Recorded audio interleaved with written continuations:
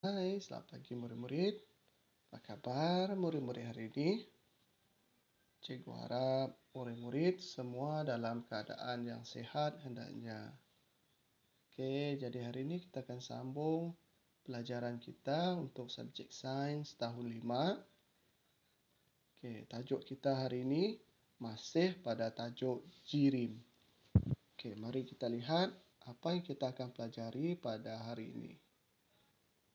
Okey, yang pertama adalah 3 keadaan jirim. Yang kedua adalah perubahan keadaan jirim. Okey, murid-murid boleh merujuk buku teks muka surat 184 sehingga 191. Okey, jadi ini adalah sebuah cerita ringkas. Okey, cerita pendek tentang dua sahabat. Okey, mari kita lihat. Sang Ais mengajak sahabatnya Sang Kelikir berlumba lari pada suatu tengah hari. Mari kita lihat apakah cerita dua sahabat ini. Okey, ini adalah perbualan di antara kedua-dua rakan baik ini. Okey, bolehkah kamu berlari? Kata Sang Kelikir kepada Sang Ais. Okey, apabila mereka sudah boleh berlari, Sang Kelikir melihat Sang Ais berlari dengan pantasnya. Namun, selepas beberapa ketika, Sang Ais ini mula mencair. Kemudian, Sang Ais tidak kelihatan lagi. Dan akhirnya Sang Ais bertukar menjadi wap air. Okey, murid-murid rasa apakah yang berlaku kepada Sang Ais? Cuba murid-murid ceritakan. Okey, murid-murid tahu tidak apa yang berlaku? Okey, kalau murid-murid nak tahu, jom kita lihat. Okey, untuk pengetahuan murid-murid, air boleh wujud dalam 3 keadaan jirim, iaitu yang pertama, pepejal, yang kedua, cecair, dan yang ketiga adalah dalam bentuk gas.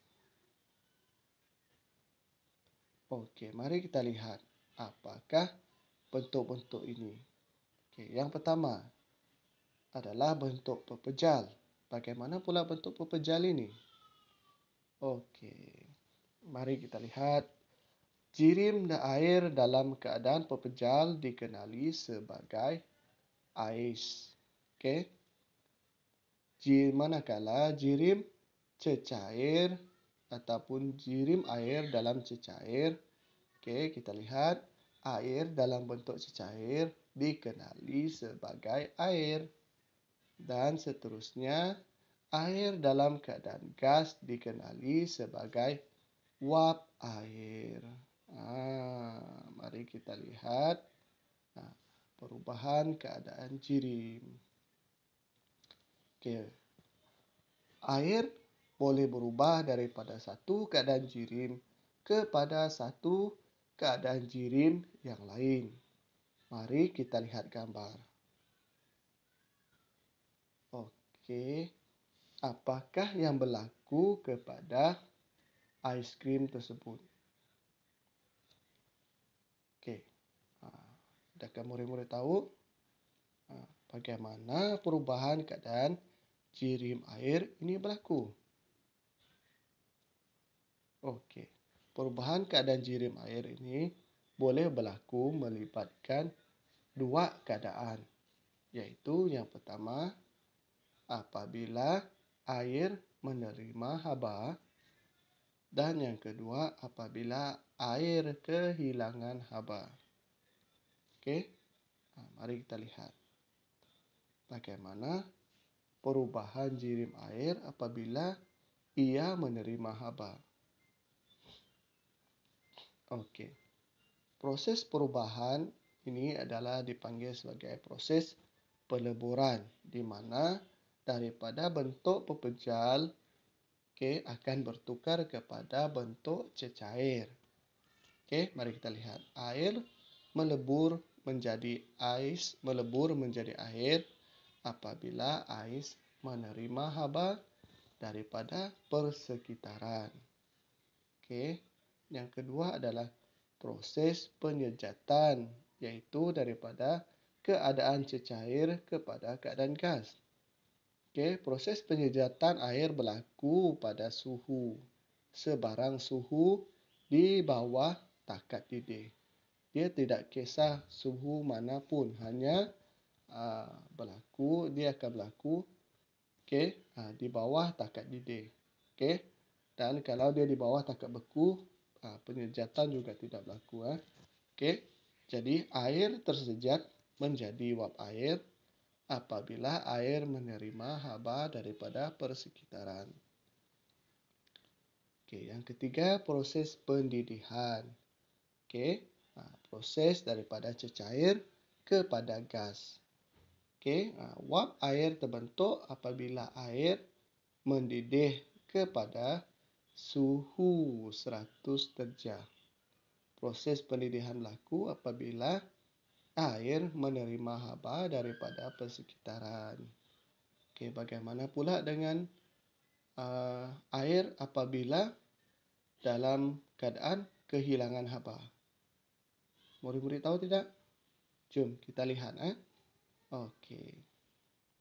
Proses ini dipanggil sebagai proses pembekuan, iaitu daripada bentuk cecair dia akan bertukar kepada bentuk pepejal.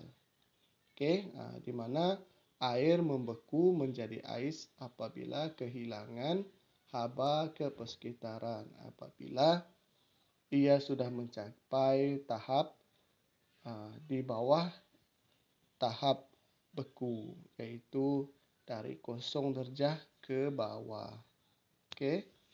Seterusnya, iaitu proses kondensasi, iaitu melibatkan daripada keadaan gas kepada keadaan cecair.